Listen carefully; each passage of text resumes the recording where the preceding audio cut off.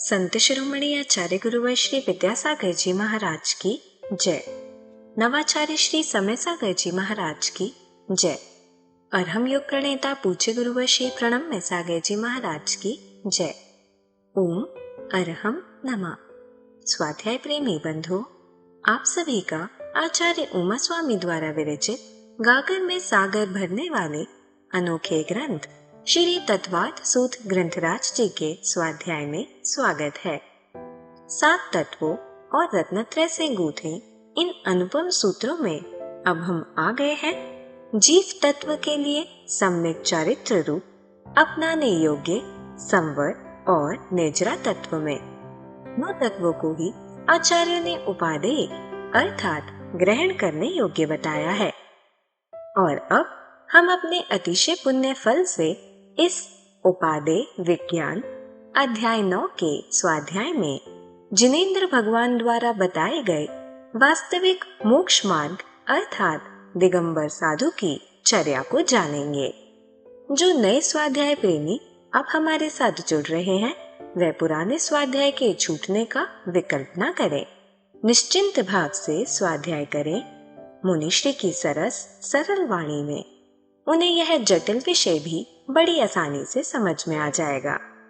स्वाध्याय प्रारंभ करने से पहले हम अध्याय 9 का सूत्र पाठ कर लेते हैं ताकि हम इन्हें कंठस्थ कर सकें। यदि आपने पिछले अध्यायों की मौखिक सूत्र पाठ परीक्षा नहीं दी है तो भी आपको यह पाठ अवश्य करना चाहिए और इन्हें कंठस्थ करने का प्रयास करना चाहिए। मोक्ष मार्गस्य नेतारं भेत्तारं कर्म भूव्रतां ज्ञातारं विश्वतत्त्वानां वन्दे तद्गुणलब्धये।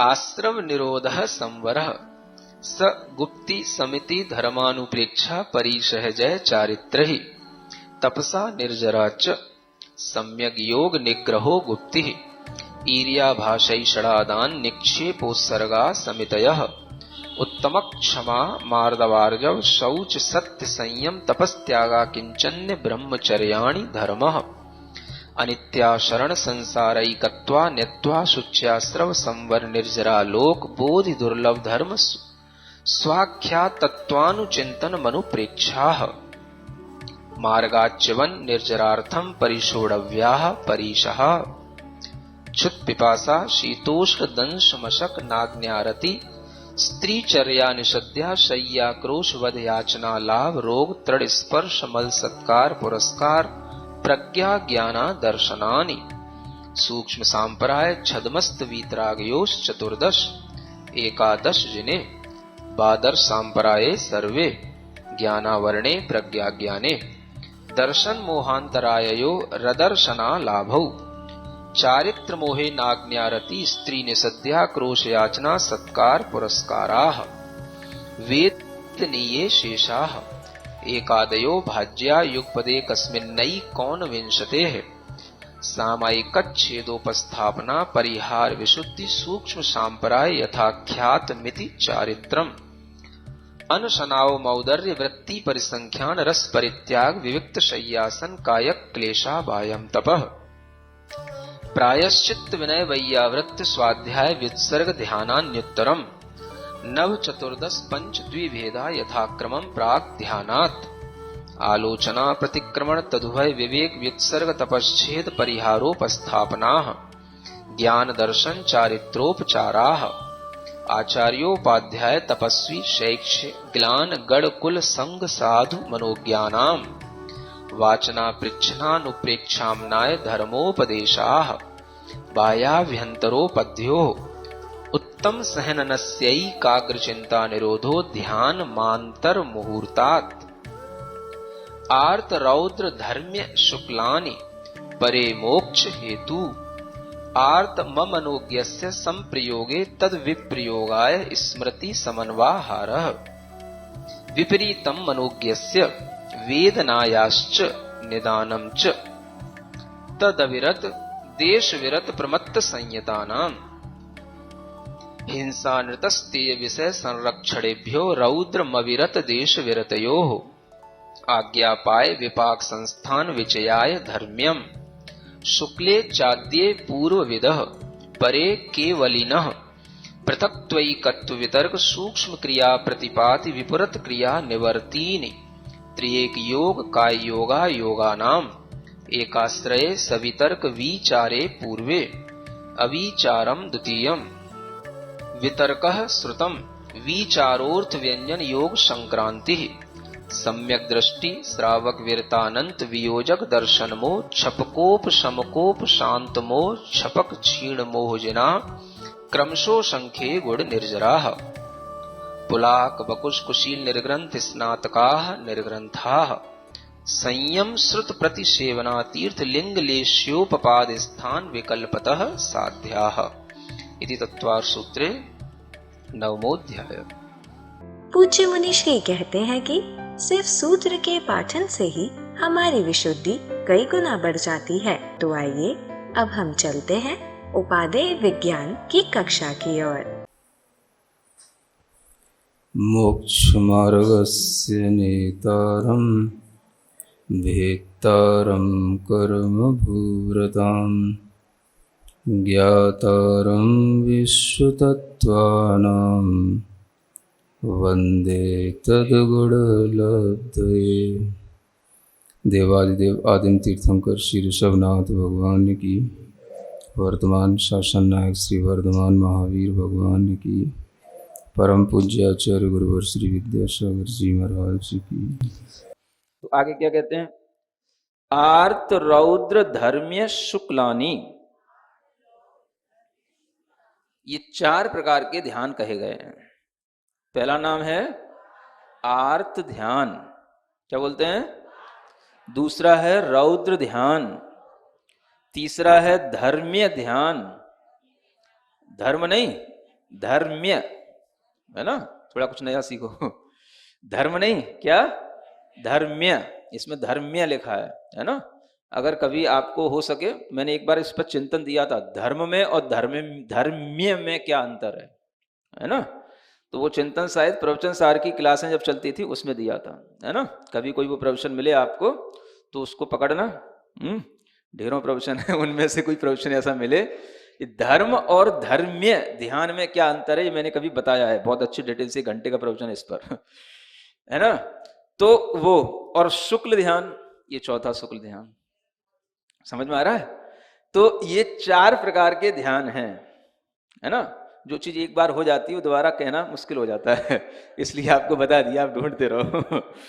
तो आर्त ध्यान, रौद्र ध्यान, ये 2 ध्यान तो अप्रशस्त ध्यान कहे गए हैं। एक तरह से इनको अशुभ ध्यान भी कहते हैं, अप्रशस्त ध्यान भी कहते हैं। और धर्म्य ध्यान और शुक्ल ध्यान, ये दोनों ध्यान प्रशस्त ध्यान है और ये शुभ ध्यान है, और यही मोक्ष के कारण भी है। तो इन 4 ध्यानों में जो पहला जो आर्त ध्यान है, इसका सिर्फ इतना सा भाव है, आर्त माने होता है दुख। आर्त माने क्या होता है? शब्द होता है ऋतम, शब्द क्या होता है? रित। रित माने होता है रिकारांत वाला, ऋषि वाला जो रे होता है, उस रित से ये आर्त शब्द बनता है। ऋतस्य भावः आर्तम, दुख के भाव से जो उत्पन्न हुआ है उसको आर्त कहते हैं। माने जिस ध्यान में हमारे विचार, हमारा मन हमेशा दुख में डूबा रहे, हमारे मन में कोई ना कोई तरीके का दुख जिसके कारण से बना रहे, और हमारा मन बार बार उसी दुख को छूता रहे, उसी दुख के बारे में चिंतन करता रहे, एकाग्र चिंता निरोध हो रहा है। कहाँ हो रहा है? दुख में हो रहा है। जो ऊपर वाली चीज है वो तो इसमें भी लगा लेना, बस उत्तम सेनन वाला छोड़ देना, है ना? और उत्तम सेनन वाला भी लगाना चाहो तो वो भी लगा सकते हो, क्योंकि उत्तम सेनन वाला बहुत बड़ा अच्छा वाला दुख रखेगा, आपका सेनन कम है तो थोड़ा सा चिंता में आपका ध्यान बार बार हट जाएगा। ध्यान बार बार आपका दुख में भी बहुत देर तक टिकेगा नहीं, है ना? हट जाएगा, लेकिन उसकी बारियां बहुत रहेंगी। कमजोर व्यक्ति के साथ क्या दिक्कत है कि वो ध्यान तो एक जगह दुख में भी नहीं लगा पाएगा कि दुख में भी अपने आप को अंतर्मुहूर्त तक टिका पाए, लेकिन वो बार बार वहीं पे टिकाएगा। और जो उत्तम सेनन वाला होगा वो अगर एक बार भी दुख पे ध्यान टिकाएगा तो वह उस दुख के माध्यम से भी बहुत बड़ा पाप अर्जित कर लेगा तो एक बार में ही कर लेगा। वो पाप कभी भी हीन सेनन वाला बार बार करके भी नहीं कर पाएगा जितना कि उत्तम सेनन वाला एक बार में कर लेगा। तो जिसे हम कहते हैं मानसिक क्लेश, क्या बोलते हैं, या शारीरिक क्लेश, उनमें जो हमारी आत्मा का उपयोग बार बार लगता है, दुख के कारण से वह उपयोग में दुख पड़ा रहता है और दुख पर ही ध्यान जाता है। उस दुख पर गए हुए ध्यान का नाम क्या है? आर्त ध्यान। डिटेल अभी आगे अलग अलग से आएगी, अभी सिर्फ ओनली डेफिनेशन यहां पर बताई जा रही है। चूंकि शब्द आए हैं तो उनको केवल डिफाइन करने का काम अभी है, बाकी उनके जो भेद हैं, कितने तरीके के होते हैं, वो सब आगे सूत्रों के माध्यम से बताया जाएगा। तो पहले हम ये जान लें कि दुख का ध्यान क्या है ना। मतलब कि एक तरीके से मेडिटेशन ऑफ पेन। किसका ध्यान कर रहे हैं हम? दर्द का, दुख का। समझ आ रहा है? तो जो दुख का ध्यान है वो ध्यान का नाम है आर्त ध्यान। फिर दूसरा शब्द है रौद्र ध्यान। ये रौद्र शब्द होता है रुद्र, रुद्र से बना होता है रौद्र, रुद्रस्य भाव है रौद्रम। रुद्र माने जो बहुत ही क्रूरता के अर्थ में आता है, क्रूएलिटी के साथ में जो रहता है उसको रुद्र बोलते हैं, है ना।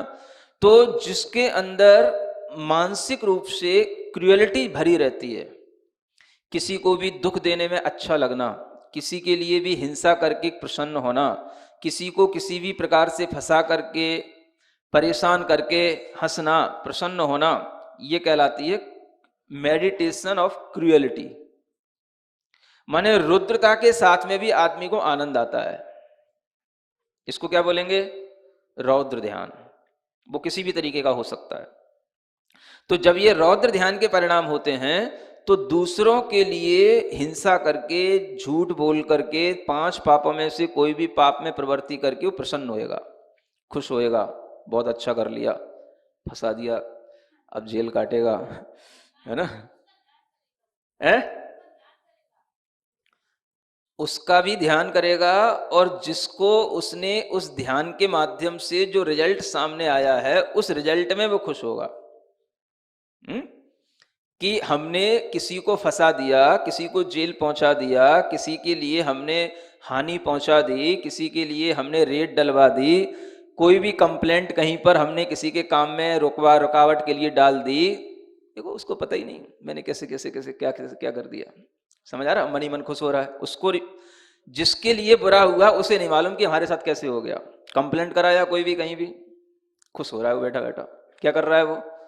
ध्यान कर रहा है। कौन सा ध्यान कर रहा है? रौद्र ध्यान कर रहा है ना।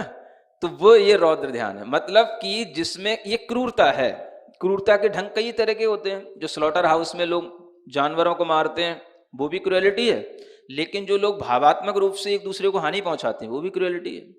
किसी के बनते हुए काम में व्यवधान डालते हैं वो भी क्रूएलिटी है, और उससे जो है फिर हंसते हैं, प्रसन्न होते हैं, तो वो भी एक तरीके का रौद्र है। तो वो रुद्रता का भाव है ना। दूसरा इसका ऐसे भी लगा सकते हैं जिससे सामने वाला रो पड़े। ऐसी आपकी एक्टिविटी होना, ऐसा उसके लिए सोचना या ऐसा कृत्य आपके द्वारा हो जाए जिससे कि सामने वाला रोने लग जाए। समझ आ रहा है ना। तो रोने का मतलब भी, रुदन करना का मतलब भी रौद्र होता है ना। दूसरे को वो रुला दे। तो कैसा रुलाना? मतलब ऐसा छोटा मोटा रुलाना नहीं, जिसके माध्यम से वो फिर रोता ही रह जाए और कुछ कर ही नहीं पाए, है ना। किसी के लिए घर परिवार के सदस्यों का, है ना, मृत्यु हो गई, किसी के व्यापार में बहुत बड़ा हानि किसी को करा दी, किसी की दुकान जला दी, कुछ कर दिया, ऐसा कि वो बस फिर रोता ही रह जाए। इस रुदन को भी रौद्र ध्यान के रूप में कहा। समझ आ गया? ये आप लोगों के ध्यान है। किसके ध्यान है ये? है ना। जो धर्म नहीं करते हैं तो क्या करते हैं, है ना। कुछ लोग कहते हैं ना, महाराज हमें धर्म के नाम से चिढ़ है, हमें धर्म नहीं करना। मतलब मत करो, क्या करोगे तुम, हमें पता है क्या कर रहे हो। तो जो ये कहते हैं कि हमें धर्म नहीं करना, माने धर्म नहीं करेंगे तो धर्म ध्यान नहीं करेंगे, क्योंकि करने का नाम ही ध्यान है। तो आपका ध्यान कहाँ रहेगा? आपका ध्यान हमेशा इन्हीं 2 ध्यानों में रहेगा।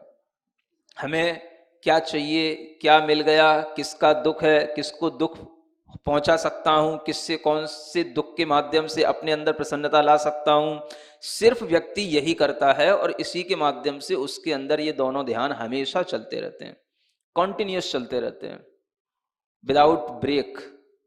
हमेशा हर जीव के अंदर ये दो ध्यान की परिणति तो निरंतर चल रही है, कोई भी इनको रोकने वाला नहीं है। समझ आ रहा है?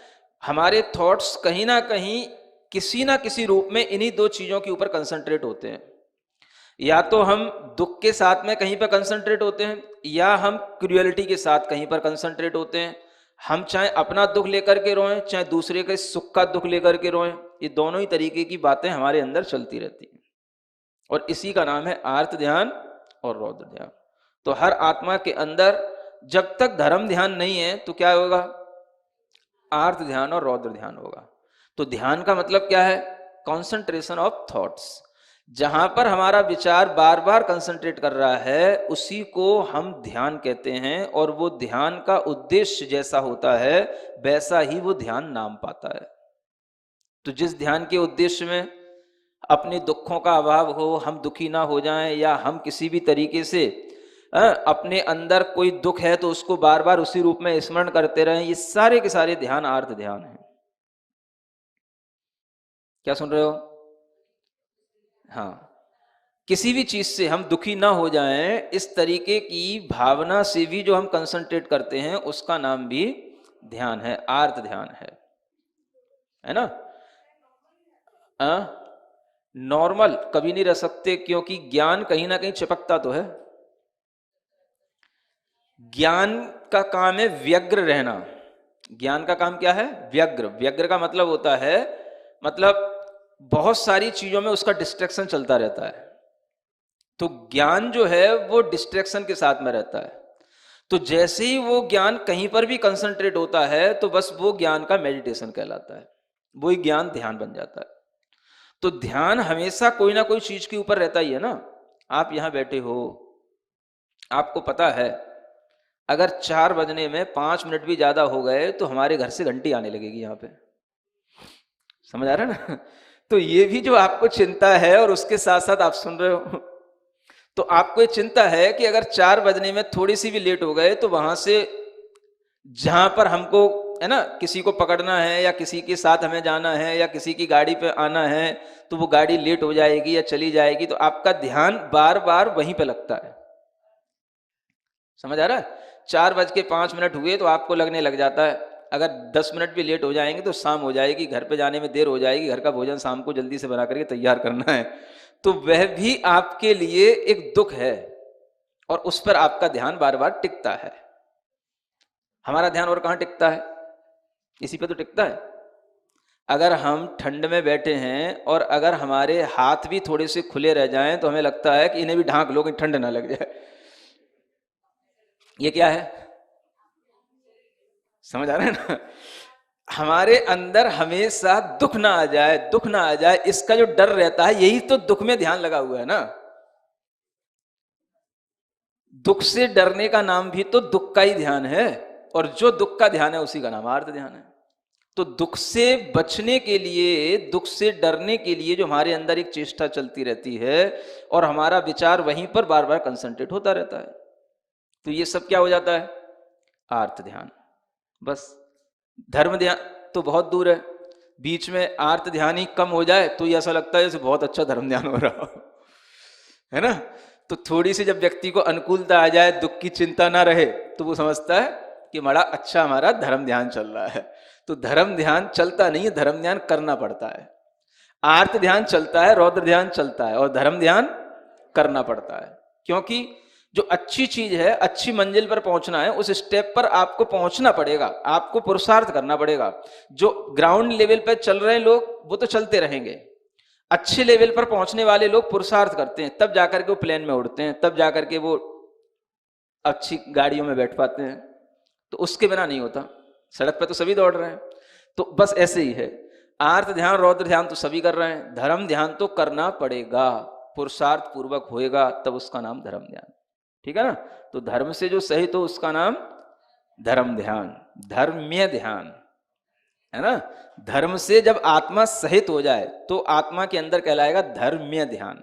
उस चिंतन में हमने यही बताया था, जैसे आपने कहा धर्म धर्म धर्म धर्म, आप धर्म कर रहे हो, जब तक वो धर्म से परिणत आत्मा नहीं होगा, परिणत माने धर्ममय नहीं हो जाएगा आत्मा, तब तक धर्म का जो भाव है वो धर्म ध्यान के रूप में सामने नहीं आएगा। इसी तरीके से चौथा ध्यान है शुक्ल ध्यान। अब यहां पर शुक्ल के लिए शौक्ल्य ऐसा शब्द नहीं दिया, यहां शुक्ल माने तो शुक्ल ही लिखा है बस, क्योंकि ये सीधा है, शुद्ध ध्यान है। शुक्ल माने जो आपके अंदर शुद्ध गुणों का, शुद्ध रूप परिणमन का या शुद्ध भावों से अपनी आत्मा का केवल जो शुद्ध रूप ध्यान है वो शुक्ल ध्यान है बस। तो वह शुद्ध शुचि रूप है, पवित्रता रूप है, उसका नाम है शुक्ल ध्यान। तो ये 4 प्रकार के ध्यान हैं। इन ध्यानों के माध्यम से ही जीव संसार और मोक्ष के बीच की यात्रा करता है, और अगर उसकी यात्रा संसार से ऊपर उठती है तो उसे आगे के ध्यान में आना ही पड़ता है ना। कौन से ध्यान में? शुक्ल ध्यान में, धर्म ध्यान में उसे आना ही पड़ेगा। ठीक है ना, इतना ही पर्याप्त है, आगे कल बताएंगे। ओम अरहम नमः। तो चलिए आज की कक्षा की एक क्विक रिवीजन कर लेते हैं। ध्यान के भेदों में हमने जाना आर्त ध्यान मतलब मेडिटेशन ऑफ पेन, यानी बार बार मानसिक या शारीरिक क्लेश पर ही ध्यान जाना। कमजोर व्यक्ति का दुख पर भी ध्यान बहुत देर तक नहीं टिकता, लेकिन वह होता बार बार है। उत्तम सहनन वाला एक ही बार दुख में ध्यान टिकाकर बहुत बड़ा पाप कमा लेगा। जो हीन सहनन वाला होगा वह बार बार करके भी उतना पाप नहीं कमाएगा। दूसरा रौद्र ध्यान यानी मेडिटेशन ऑफ क्रुएलिटी होता है।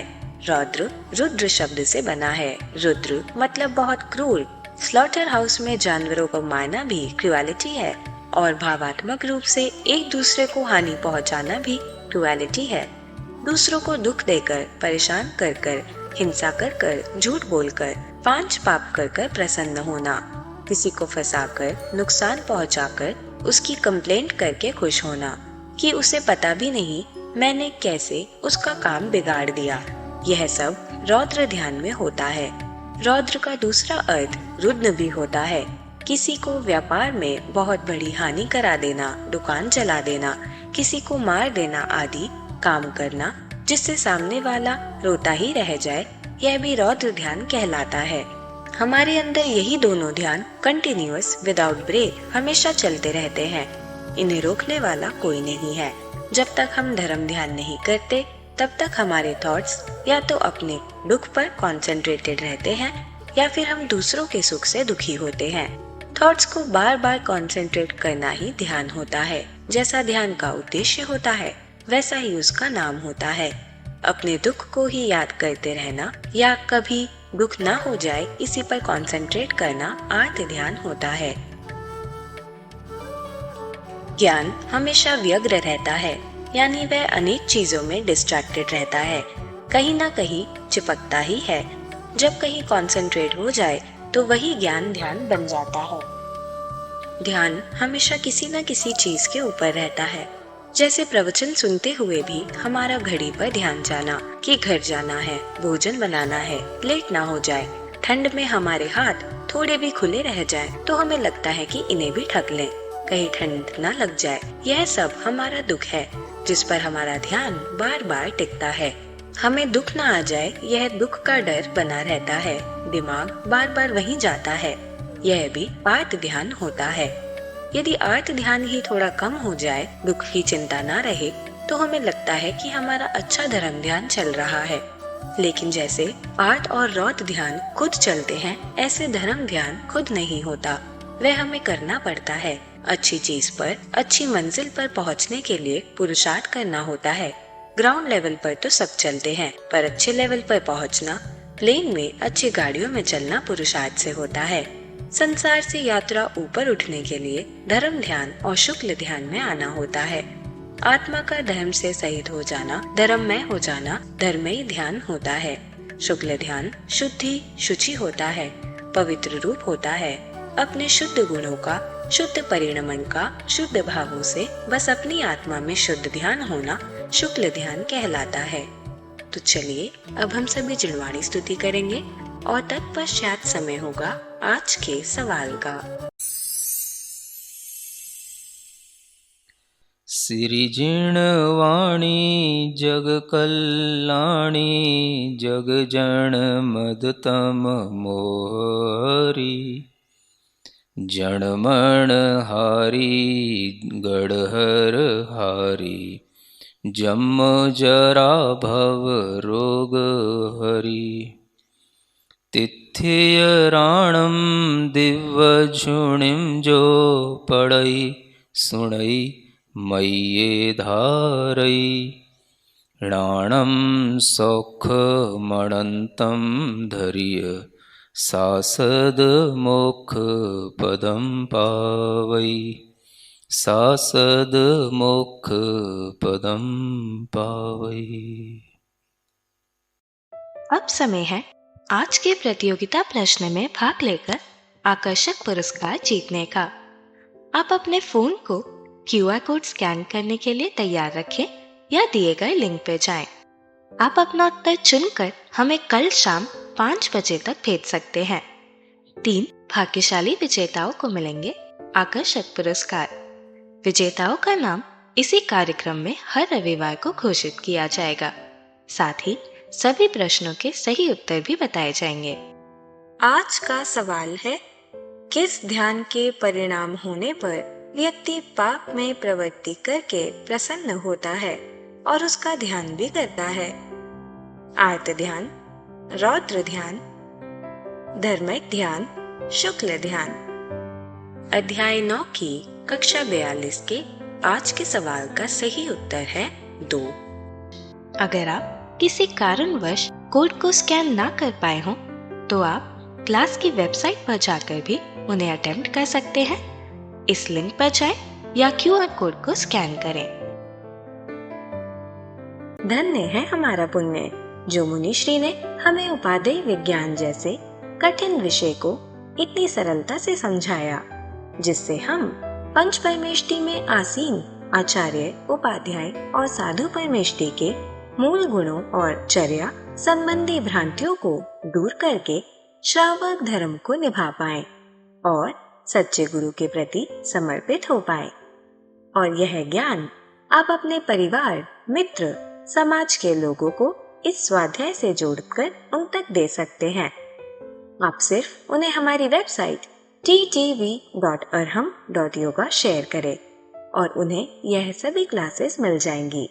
अभ्यास प्रश्न करके आप अपने ज्ञान को प्रगाढ़ करने का मौका और आज के सवाल में पुरस्कार जीतने का मौका भी पा सकते हैं। तो आज ही अपने बच्चों, मित्रगणों और परिवारजनों को इससे जोड़ें और अपना और उनका पुण्य बढ़ाएं। ओम अरहम नमः।